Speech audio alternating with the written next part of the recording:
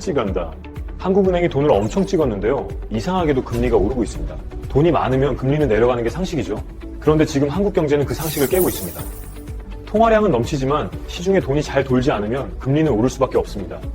여러분, 오늘은 좀 이상한 이야기를 해볼까 합니다. 돈을 엄청나게 많이 뿌렸는데 오히려 돈값이 올라가는 이상한 현상이 지금 대한민국에서 벌어지고 있거든요. 보통 물건이 많아지면 가격이 떨어지잖아요. 사과가 풍년이면 사과값이 떨어지고 배추가 많이 나오면 배추값이 내려갑니다. 당연한 거죠. 그런데 돈도 마찬가지입니다. 돈이 많아지면 돈의 가치가 떨어져야 정상이에요. 돈의 가치가 떨어진다는 건 뭘까요? 바로 금리가 내려간다는 뜻입니다. 금리라는 게 결국 돈을 빌릴 때 내는 값이니까요. 그런데 말입니다. 2024년 12월 8일 한국은행이 무려 1조 5천억 원의 돈을 새로 찍겠다고 발표했습니다. 엄청난 금액이죠. 그러면 금리가 떨어져야 정상인데 이게 웬일입니까? 금리가 오히려 급등한 겁니다. 상식적으로 이해가 안 되는 일이 벌어진 거예요. 도대체 무슨 일이 일어나고 있는 걸까요? 오늘은 이 미스터리를 풀어보겠습니다. 먼저 금리가 뭔지부터 쉽게 설명해 드릴게요. 여러분이 친구한테 10,000원을 빌려줬다고 생각해 보세요. 한 달 뒤에 친구가 10,000원만 딱 갚으면 여러분 입장에서는 좀 억울하죠? 그 한 달 동안 여러분은 그 돈을 못 썼으니까요. 그래서 보통은 이자를 붙여서 받습니다. 10,000원을 빌려줬으면 11,000원을 받는 식으로요. 이때 1,000원이 이 이자고 이 이자의 비율을 금리라고 부릅니다. 나라 전체로 보면 금리는 굉장히 중요한 숫자입니다. 금리가 높으면 돈 빌리기가 부담스러워지고 금리가 낮으면 돈 빌리기가 쉬워집니다. 집을 살 때 대출 받잖아요. 금리가 높으면 매달 내야 하는 이자가 많아지니까 집 사기가 힘들어지고 금리가 낮으면 이자 부담이 줄어드니까 집 사기가 수월해집니다. 자, 그러면 한국은행이 돈을 많이 풀면 어떻게 될까요? 시중에 돈이 많아지니까 돈을 빌리기가 쉬워집니다. 돈을 빌려주려는 사람이 많아지면 경쟁이 붙으니까 이자를 낮춰서라도 빌려주려고 하겠죠. 그래서 금리가 내려가는 게 정상입니다. 실제로 한국은행은 2024년에 기준금리를 2번이나 낮췄습니다. 경기를 살리려고요. 그랬더니 처음에는 금리가 순순히 내려갔어요. 한국의 10년물 국채 금리가 2024년 4월에 2.58%까지 내려갔습니다. 10년물 국채 금리라는 건 나라에서 발행한 채권의 이자율인데 이게 시장 금리의 기준이 됩니다. 은행 대출 금리도 이걸 보고 정해지거든요. 그런데 이상한 일이 벌어졌습니다. 4월 이후로 금리가 다시 올라가기 시작한 겁니다. 한국은행이 계속 돈을 풀고 있는데도 말이에요. 2.58%였던 10년물 국채 금리가 12월에는 3.4%를 넘어섰습니다. 0.8%포인트 넘게 올라간 거예요. 이게 얼마나 큰 변화냐면요. 1억 원을 10년 동안 빌린다고 치면 이자만 수백만 원이 더 늘어나는. 한국은행이 돈을 풀면 금리가 내려가야 하는데 왜 오히려 올라간 걸까요? 여기에는 숨겨진 비밀이 있습니다. 사실 한국은행은 우리가 아는 것보다 훨씬 많은 돈을 풀고 있었습니다. 공식적으로 발표하지 않고 조용히. 그래서 이걸 스텔스 양적 완화라고 부르는 사람들도 있어요. 스텔스는 레이더에 안 잡히는 비행기잖아요. 눈에 안 띄게 몰래 한다는 뜻입니다. 어떤 방법을 썼느냐? RP 매입이라는 걸 이용했습니다. RP가 뭐냐고요? 쉽게 설명해 드릴게요. 여러분이 은행이라고 생각해 보세요. 갑자기 돈이 필요해졌어요. 그래서 한국은행한테 가서 돈 좀 빌려주세요라고 합니다. 한국은행이 그래, 대신 너희가 갖고 있는 채권을 담보로 맡겨라고 해요. 그리고 7일 뒤에 다시 그 채권을 돌려주면서 돈을 갚으면 됩니다. 이게 RP 매입의 기본 원래는 7일이나 14일 같은 짧은 기간 동안만 돈을 빌려주는 제도입니다. 일시적으로 돈이 부족한 은행을 도와주려고 만든 거죠. 그런데 여기서 꼼수를 쓰면 어떻게 될까요? 7일이 되는 날 은행이 돈을 갚아야 하잖아요. 그런데 한국은행이 야, 갚지 마. 내가 다시 7일짜리로 빌려줄게 라고 합니다. 그러면 만기가 7일 더 연장되는 거죠. 이걸 또 7일 뒤에 반복합니다. 또 7일 뒤에 반복하고요. 이렇게 끝없이 7일씩 연장하면 어떻게 될까요? 사실상 영구적으로 돈을 빌려준 것과 마찬가지가 됩니다. 이게 바로 한국은행이 해온 일입니다. 2024년 1분기에는 RP 매입 잔액이 0.5조 원 정도였어요. 그런데 2분기부터 갑자기 늘어나기 시작했습니다.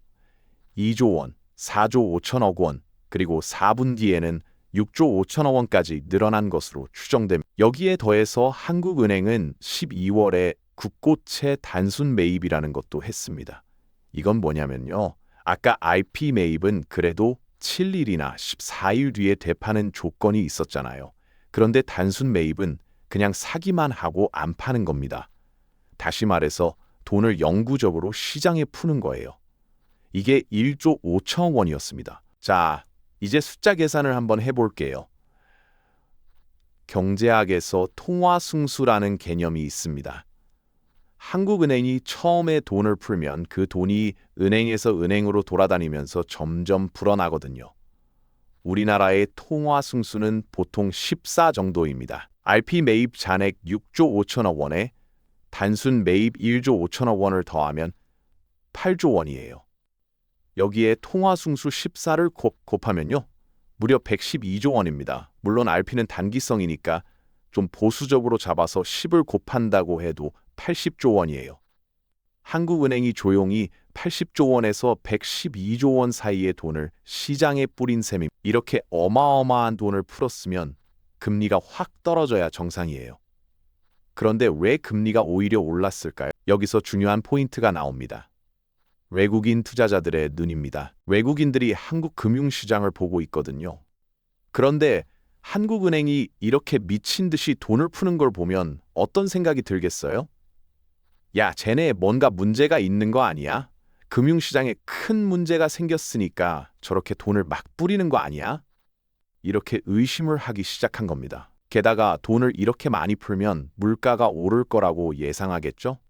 물가가 오르면 돈의 가치가 떨어지니까 돈을 빌려주는 사람 입장에서는 손해예요. 그래서 물가가 오를 만큼 이자를 더 줘야 돈을 빌려주겠다라고 하게 됩니다. 이래서 금리가 올라간 겁니다. 쉽게 비유하면 이렇습니다. 여러분이 친구한테 10,000원을 빌려줬는데 한 달 뒤에 물가가 올라서 10,000원으로 살 수 있는 게 줄어들었어요.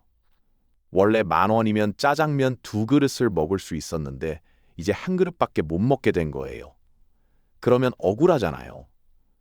그래서 다음에 돈을 빌려줄 때는 물가가 오를 걸 감안해서 이자를 더 줘라고 하게 되는 거. 한국은행이 돈을 풀면 풀수록 앞으로 물가가 오르겠구나라는 기대가 생기고 그래서 금리가 올라가는 역설적인 상황이 벌어진 겁니다. 그러면 한국은행은 왜 이렇게 무리하게 돈을 푸는 걸까요?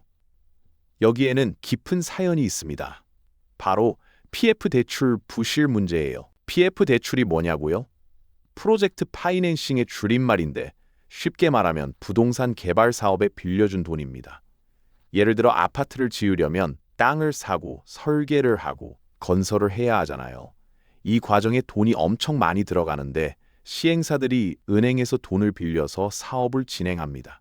이게 PF 대출이에요. 문제는 이 PF 대출 중에 부실한 게 엄청 많다는 겁니다. 사업성이 없는데 돈을 빌려간 경우, 공사가 중단된 경우, 분양이 안 돼서 돈을 갚을 능력이 없는 경우가 수두룩해요. 원래대로라면 이런 부실 대출은 정리를 해야 합니다. 못 갚을 돈은 못 갚는 걸로 인정하고 손실을 확정짓고 다시 시작해야 해요. 이걸 구조조정이라고 부릅니다. 아픈 이를 빼는 것처럼 당장은 아프지만 빼야 건강해지는 거죠. 그런데 한국은행이 돈을 계속 풀어버리니까 어떻게 됐냐? 원래 망해야 할 회사들이 죽지 않고 버티게 된 겁니다. 이걸 좀비 효과 또는 에버그린 효과라고 부릅니다. 좀비처럼 죽지 않고 떠돌아다니는 거예요. 이야기를 2022년으로 돌려볼게요. 그때 전 세계가 금리를 올리고 있었습니다. 미국도 올리고 유럽도 올리고 다들 긴축을 하고 있었어요. 인플레이션을 잡으려고요. 그런데 한국은 뭘 했냐? 오히려 돈을 풀었습니다. 둔촌주공 아파트 재건축 사업을 살리려고. 둔촌주공은 서울에서 가장 큰 재건축 사업 중 하나였어요. 그런데 금리가 오르고 분양이 잘 안 되니까 사업이 위기에 빠졌거든요. 정부와 한국은행이 이걸 살리려고 돈을 풀었습니다. 덕분에 둔촌주공은 살아났어요. 그런데 문제는 그 다음입니다. 한국은행이 돈을 푸니까 다른 부실한 사업들도 우리도 버티면 살 수 있겠네 라고 생각하게 된 거예요. 원래 2022년에 구조조정을 했으면 손실이 작았을 겁니다. 그때는 부실 규모가 지금보다 훨씬 작았거든요. 땅을 팔면 어느 정도 원금을 회수할 수 있었어요. 그런데 4년을 버티다 보니까 어떻게 됐냐? 그동안 이자가 계속 쌓였습니다. 갚지 못한 이자가 원금에 더해지고 또 이자가 붙고 눈덩이처럼 부실이 커진 거예요. 이제는 톡 건드리면 무너질 정도로 위험해졌어. 비유하자면 이렇습니다. 이가 아프면 빨리 뽑아야 해요. 그런데 아프다고 진통제만 먹으면서 버티면 어떻게 될까요? 염증이 퍼지고 옆에 있는 이까지 썩고 나중에는 수술을 해야 할 정도로 심각해집니다. 지금 한국 경제가 딱 그 상황이에요. 한국은행이 돈을 계속 풀어서 당장의 고통은 막아주고 있지만 그 대가로 문제가 점점 커지고 있는 겁니다. 그리고 그 신호가 바로 금리 상승으로 나타나고 있어요. 금리가 오르면 어떤 문제가 생길까요? 일단 대출 이자가 올라갑니다. 집 사신 분들, 사업하시는 분들, 대출 있으신 분들 모두 이자 부담이 커져요. 그러면 소비가 줄어들고 경제가 위축되겠죠. 환율도 문제입니다. 한국은행이 돈을 많이 풀면 원화 가치가 떨어집니다. 달러 대비 원화 환율이 올라가는 거예요. 지금 환율이 1,470원 근처에서 왔다 갔다 하고 있는데 이것도 한국은행이 외환 보유고를 써가면서 막고 있는 겁니다. 언제까지 막을 수 있을지 모릅니다. 부동산 가격도 영향을 받아요. 한국은행이 4년 동안 돈을 21%나 늘렸습니다. 그런데 강남 아파트 공급은 고작 2% 늘었어요. 돈은 21% 늘었는데 집은 2% 늘었으면 집값이 오를 수밖에 없잖아요. 정부가 아무리 부동산 정책을 내놔도 효과가 없는 이유가 여기에 있습니다. 앞으로 어떻게 될까요? 연말까지는 금융시장이 불안할 수밖에 없습니다. 2026년 초가 되면 국민연금이 채권을 사줄 여력이 좀 생겨서 금리가 잠깐 내려올 수도 있어요. 그런데 그건 임시 방편일 뿐입니다. 국민연금의 2026년 보험료 수입 예상치가 67조 원인데 이 중에서 한국 채권에 투자할 수 있는 돈은 얼마 안 됩니다. 절반 이상은 해외에 투자해야 하거든요. 국민연금으로 떼어봤자 몇 달이나 버틸 수 있을까요? 결국 근본적인 해결책은 하나뿐입니다. 구조조정을 하는 거예요. 부실한 PF 대출을 정리하고 망할 회사는 망하게 두고 건강한 회사들이 그 자리를 채우도록 해야 합니다.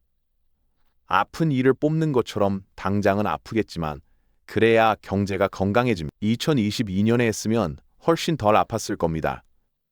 4년을 버티는 바람에 부실 규모가 엄청나게 커졌어요. 하지만 지금이라도 해야 합니다. 더 미루면 더 커지니까요. 오늘 이야기를 정리해 볼게요.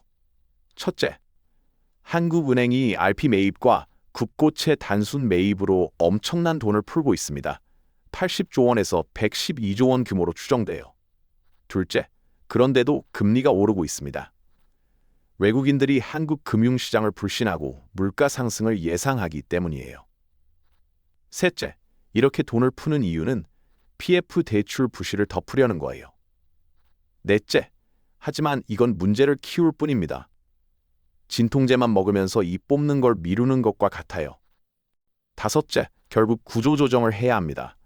당장은 아프더라도 그래야 경제가 건강해집니다. 지금 한국 경제는 위험 신호를 보내고 있습니다. 금리가 급등한 게 바로 그 신호예요. 돈을 풀었는데 금리가 오른다? 이건 시장이 한국을 불신하고 있다는 뜻입니다. 다음 신호는 환율이 될 거예요. 환율 방어선이 무너지면 그때는 정말 위험해집니다. 아직 시간이 있습니다. 환율을 방어할 여력이 남아있을 때 지금 구조조정을 시작해야 합니다.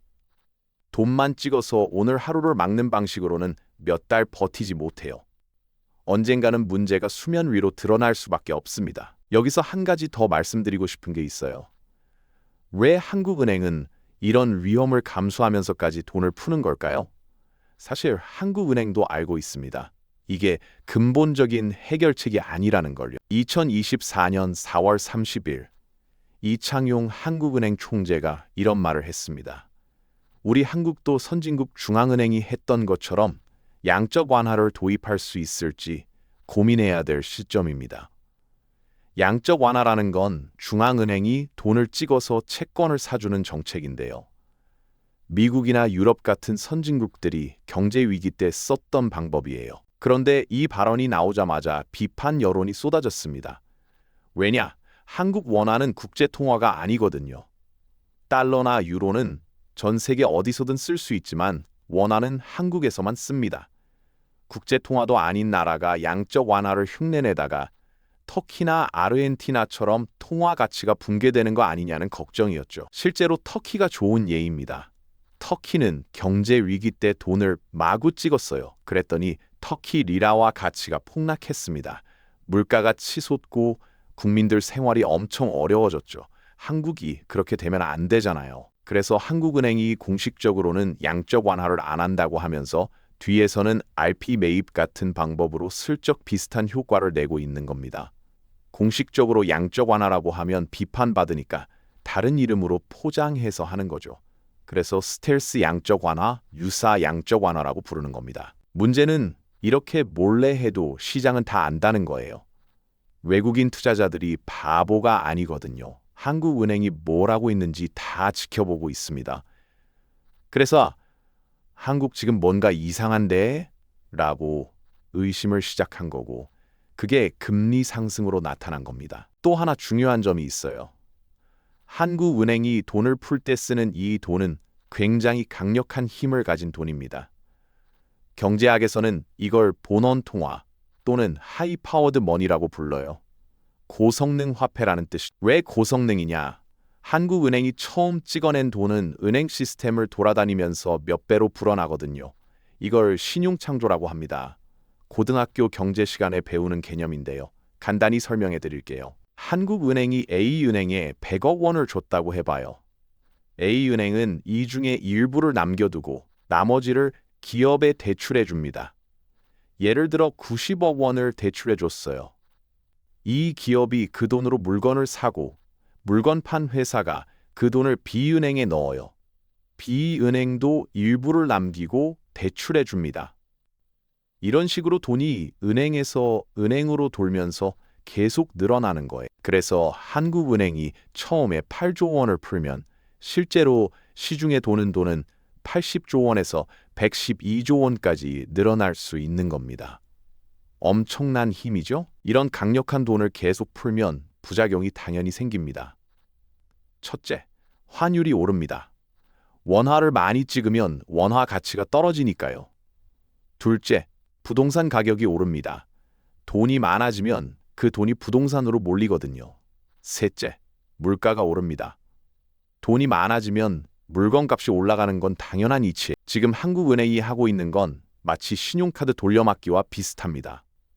이번 달 카드값을 내려고 다른 카드에서 현금 서비스를 받는 거예요. 당장은 넘어가지만 빚은 점점 늘어나죠. 언젠가는 갚아야 할 때가 옵니다. 그때가 되면 감당이 안 될 정도로 커져 있을 거예요. 우리 경제가 건강해지려면 당장의 고통을 감수하더라도 근본적인 치료를 시작해야 할 때입니다. 지금 이 순간에도 문제는 커지고 있어요. 더 미루면 더 아플 뿐입니다. 감사합니다.